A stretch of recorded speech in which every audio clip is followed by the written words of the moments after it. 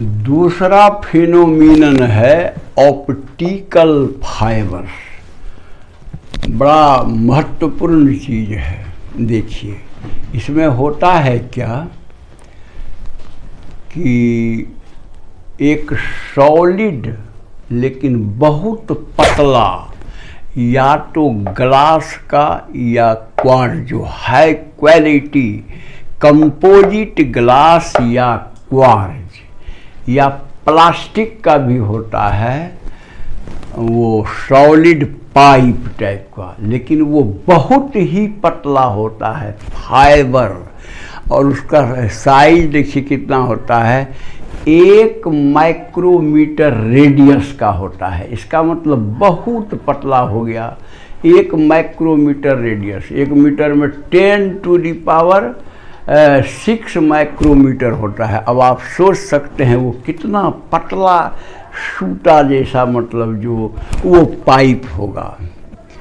तो वही पाइप का एक ठो हम मतलब जो यहाँ लिए हैं पाइप, तो मोटा बनाए हैं क्योंकि यहाँ फिगर में समझाना है। पतला क्यों लिया जाता है उतना? तो पतला रहने से क्या होता है कि बाहर से जो भी लाइट इंटर करेगा वो आपको क्रिटिकल एंगल से ज़्यादा पर ऑलमोस्ट सब इंटर करेगा। और जब क्रिटिकल एंगल से ज़्यादा पर इंटर करेगा तब टोटल इंटरनल रिफ्लेक्शन होके लाइट निकलेगा। लेकिन एक चीज़ इसमें करना है, इस पर क्लैडिंग एक ऐसे मटेरियल का लगाया जाता है। क्लैडिंग माने बाहर से मान लीजिए कोई ये आपको पॉलिश टाइप का, माने एक लेयर, पतला लेयर क्लैडिंग कम, मतलब जो रिफ्रैक्टिव इंडेक्स का किससे कम, तो जिससे ये बना हुआ है पाइप, ये फाइबर वाला पाइप जिससे बना हुआ है, उससे उस मटेरियल से कम रिफ्रैक्टिव इंडेक्स का मतलब जो क्लैडिंग होना चाहिए। क्यों कि तब ये हो जाएगा डेंसर मीडियम और वो हो जाएगा रेयरर मीडियम। यानी लाइट डेंसर मीडियम से जब जाएगा तो वो टोटल इंटरनल रिफ्लेक्शन हो जाएगा यदि क्रिटिकल एंगल से ज़्यादा है एंगल ऑफ इंसिडेंस। इसीलिए ये कहा जाता है कि क्लैडिंग मटेरियल का जो उस पर बाहर से कवर पड़ेगा उसका रिफ्रैक्टिव इंडेक्स कम होना चाहिए। तो कम होगा तो टोटल इंटरनल रिफ्लेक्शन होगा। टोटल इंटरनल रिफ्लेक्शन होने से क्या होता है कि वो जो है ये कोई लाइट एनर्जी लॉस नहीं होगा। और टोटल इंटरनल रिफ्लेक्शन नहीं होगा तो मान लीजिए कुछ रिफ्लेक्ट करके बाहर निकल गया, ये क्या बोलते हैं, रिफ्रैक्ट होके बाहर निकल गया, कुछ ही हुआ मतलब जो रिफ्लेक्ट अंदर में, टोटल इंटरनल रिफ्लेक्शन, तो उससे क्या हो जाएगा कि आपको लाइट एनर्जी का लॉस हो जाएगा। इसीलिए क्लैडिंग मटेरियल का रिफ्रैक्टिव इंडेक्स कम होना चाहिए।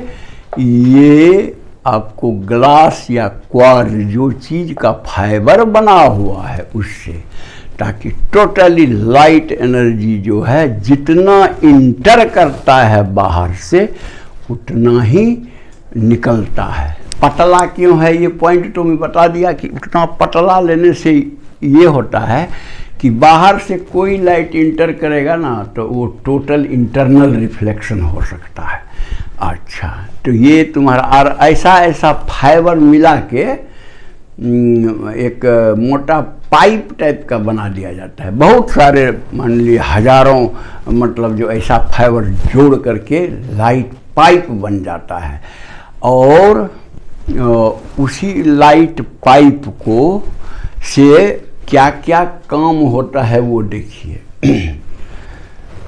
तो सर्वप्रथम इसका यूज क्या है, for transmitting audio and video signals. Audio and video दोनों सिग्नल जो है इस होके अगर भेजिएगा तो कहने का मतलब कि वो बड़ा एफिशिएंटली जाएगा, तो उसमें यूज होता है। दूसरा है डॉक्टर लोग, फिजिशियंस जो है वो लाइट पाइप यूज करते हैं, इसी के फाइबर का बना हुआ, बोले न कि एक बंडल मिलने से लाइट पाइप होता है। और वो क्या होता है, पेट में डाल करके और अंदर वाला चीज को वो देख लेता है, क्योंकि लाइट जो बाहर से जाता है वो टोटल इंटरनल रिफ्लेक्शन करके फिर बाहर टोटल इंटरनल रिफ्लेक्शन से एकदम इस होके गया और उस होके आया। कहने का मतलब डॉक्टर देख सकता है स्टोमक का अंदर वाला पार्ट्स की कहाँ क्या दिक्कत है, इसलिए वेरी इंपॉर्टेंट। अच्छा, वो हुआ। और तीसरा हुआ आपको इन मेकिंग डेकोरेटिव लैंप्स। आप तो कितना जगह पार्टी उटी में जाते होंगे, आप देखते होंगे ऐसा टाइप का, मैं बताता हूँ इस पर। देखिए, आप जो है ऐसा टाइप का देखे होंगे लाइट, ये टाइप का, यहाँ की ये लाइट निकलता है बूंद बूंद में, जैसे लाइट निकलता है, ऑफ होता है, ऑन होता है, तो बड़ा अच्छा लगता है। यही है डेकोरेटिव लैंप।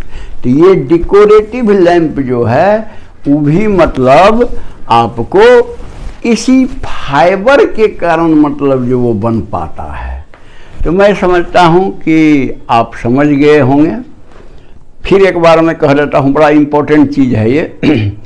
ये जो ऑप्टिकल फाइबर है वो बना रहता है ग्लास या क्वार्ट्ज, हाई क्वालिटी का जो कंपोजिट ग्लास या क्वार्ट्ज से बना होता है, और टोटल इंटरनल रिफ्लेक्शन हो इसके लिए बाहर में कॉमन ऑप्टिकल डेंसिटी का मतलब क्लैडिंग, माने एक लेयर चढ़ा दिया जाता है ताकि टोटल इंटरनल रिफ्लेक्शन हो।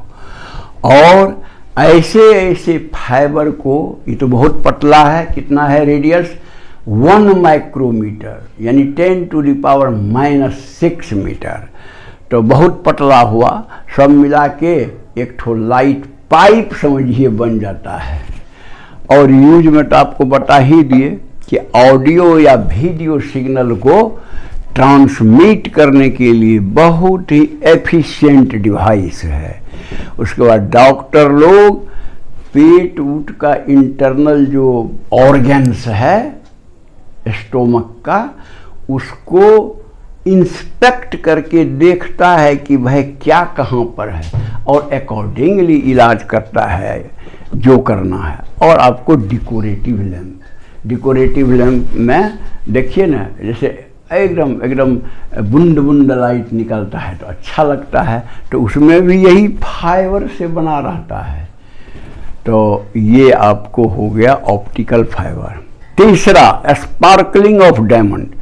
ये डायमंड जो है उसका कीमत क्यों इतना है, तो उस पर स्पार्कलिंग होता है, यानी लाइट भुक से निकला ऐसे करके, अभी यहाँ अभी वहाँ अभी वहाँ। ये होता कैसे है, तो जो डायमंड मतलब जो एक्चुअली डायमंड कटर लोग कुछ इस ढंग से डायमंड के बीड को काटते हैं कि जो लाइट घुसा वो मल्टीपल माने रिफ्लेक्शंस होगा, मल्टीपल बहुत बार वो रिफ्लेक्ट करके, और जब क्रिटिकल एंगल से जैसे ही कम हुआ यानी उसका एंगल ऑफ इंसिडेंस भुक से वहाँ निकल जाएगा और आपको डायमंड कौंधता हुआ स्पार्कल करते हुए मिलेगा। यही उसका ब्यूटी है, इसीलिए आपको स्पार्कलिंग ऑफ डायमंड का मतलब वही है। हाँ अच्छा, जो आप कहता है the critical angle of diamond air interface is very small. Diamond और एयर का जो इंटरफेस है यानी दोनों सरफेस जहाँ मिलता है उसका मतलब क्रिटिकल एंगल बहुत छोटा है, 24.4, समझे ना। इसलिए कोई लाइट जब उसमें इंटर करता है डायमंड वाला में, तो वो इतना कम है क्रिटिकल एंगल कि वो टोटल इंटरनल रिफ्लेक्शंस होने लगता है। तो होते होते और घूमते घूमते एक बार क्या होगा, मान लीजिए कम हो जाएगा उसका क्रिटिकल एंगल से, तो रिफ्रैक्ट करके फट से बाहर निकलेगा, इस तरह का कौंधेगा, लाइट मने जो स्पार्कल करेगा, तो बड़ा अच्छा देखने में लगता है, इसलिए डायमंड कॉस्टली है। लेकिन इतना आसान नहीं है कि हम आप कर लेंगे उसको, उसके लिए उसका कारीगर जो है वो बहुत टेक्निकल स्किल उसका बड़ा तगड़ा होता है, ताकि वो इस तरह से शेप करता है डायमंड के बीड को कि वो total internal reflection multiple times हो। तो ये उस पर डिपेंड करता है। अच्छा, चौथा है प्रिज्म्स। देखिए ये प्रिज्म है, ये भी प्रिज्म है। लाइट को आप बेंड करना चाहते हैं या कोई इमेज को आप इन्वर्ट करना चाहते हैं तो प्रिज्म से हो सकता है। आप देखिए ना, इसमें मान लीजिए ये खड़ा एक पेन है, यहाँ से जो लाइट निकला उस पर वो टोटल इंटरनल रिफ्लेक्शन होके इधर आ गया, यानी इसका इमेज यहाँ बनेगा और यहाँ का जो है इमेज इधर बनेगा। तो 90 डिग्री से रोटेट हो गया ना इमेज, यानी 90 डिग्री बेंड कर सकते हैं या 180 भी बेंड कर सकते हैं, या और बेंड अगर आप उस तरह अरेंजमेंट कीजिए और तरह से बेंड कर सकते हैं। 180 का भी दिया हुआ है। देखिए मान लीजिए ये पेन है या पेंसिल है, ये लाइट गया ऐसे करके टोटल इंटरनल रिफ्लेक्शन करके इधर आया, तो यानी इसका इमेज यहाँ बना। अच्छा, ये बॉटम का देखिए, ये जा करके यहाँ आया, यहाँ टोटल इंटरनल रिफ्लेक्शन, बॉटम का बॉटम। तो देखिए इन्वर्ट हो गया ना, जो खड़ा था वो उलट गया, इन्वर्टेड, यानी 180 डिग्री भी आप बेंड कर सकते हैं, 90 डिग्री भी बेंड कर सकते हैं बड़ी आसानी से। इसका यूज भी होता है, मैंने यहाँ मेंशन नहीं किया है लेकिन आपको बता दे रहा हूँ, सुन लीजिए। पेरिस्कोप वगैरह सब में होता है।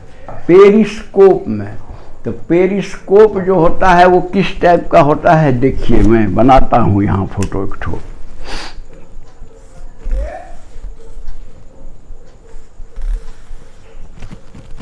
ये टाइप का रहता है। तो इसमें जो लाइट आएगा वो आकर के, मान लीजिए वार वगैरह का समय है, तो यहाँ गढ़ा